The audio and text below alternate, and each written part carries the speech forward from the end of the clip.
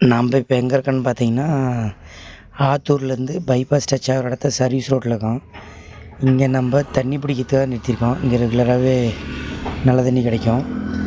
நமக்கு என்ன லோடுன்னு பார்த்தீங்கன்னா, நாமக்கல்லேருந்து ஏர்போர்ட்டுக்கு கொஞ்சம் எக்ஸ்போர்ட் அந்த மேகி, சேமியா இதெல்லாம் ஒரு 205 பாக்ஸு.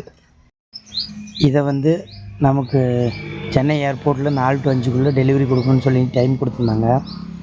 நம்ம பார்த்திங்கன்னா விடியகாலை 5 மணிக்கே கிளம்பியாச்சு. கிளம்பி அப்படியே விழுப்புரத்தில் ஒரு டீ அடிச்சுட்டு நாங்கள் வண்டலூர் பார்த்திங்கன்னா ஒரு 2 மணிக்கு ரீச் ஆகிட்டோம்.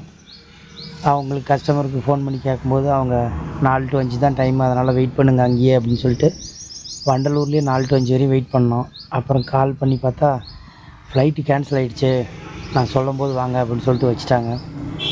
அப்புறம் ஒரு வழியாக 6 மணிக்கு வர சொன்னாங்க. அப்புறம் 6 மணிக்கு வண்டி எடுத்து ஏர்போர்ட் டெர்மினலுக்கு பார்த்திங்கன்னா ஒரு 7 மணிக்கு வந்துட்டோம். வந்துட்டு பார்க்கிங்கில் வண்டியை போட்டுட்டு வெயிட் பண்ணோம். டிசி வந்த வாட்டி தான் கூப்பிடுவோம் அப்படின்னாங்க. பார்க்கிங் டைம் பார்த்திங்கன்னா 2 மணி நேரம் தான் அது டைமு.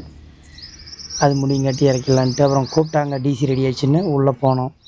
உள்ளே போனதுக்கப்புறம் பார்த்தா அன்லோடிங் பாயிண்ட்டில் இடமே இல்லை. சரக்கு பூரா அன்லோடிங் பாயிண்ட்லேயே வச்சுட்டாங்க. ஒரே ஒரு பாயிண்ட் மட்டும் தான் மிச்சம் இருந்துச்சு. அதுலேயும் பார்த்திங்கன்னா டர்ன் போட்டு இறக்கிட்டு இருந்தோம். எனக்கு பின்னாடி படாத வச்சுருக்குங்களா, அது இறக்கினதுக்கப்புறம் நான் வரிசையாக, ஏன்னா மற்ற வண்டிக்காரங்க குறுக்க வந்து நிறுத்திடுறாங்கன்ட்டு அப்படியே டர்ன் போட்டு நிறுத்தி ஒரு வழியாக இறக்கிட்டு நைட்டு 11 மணிக்கு ரிசீவ்டு வாங்கிக்கிட்டு புறப்பட்டாச்சு. ஓகே நண்பர்களே.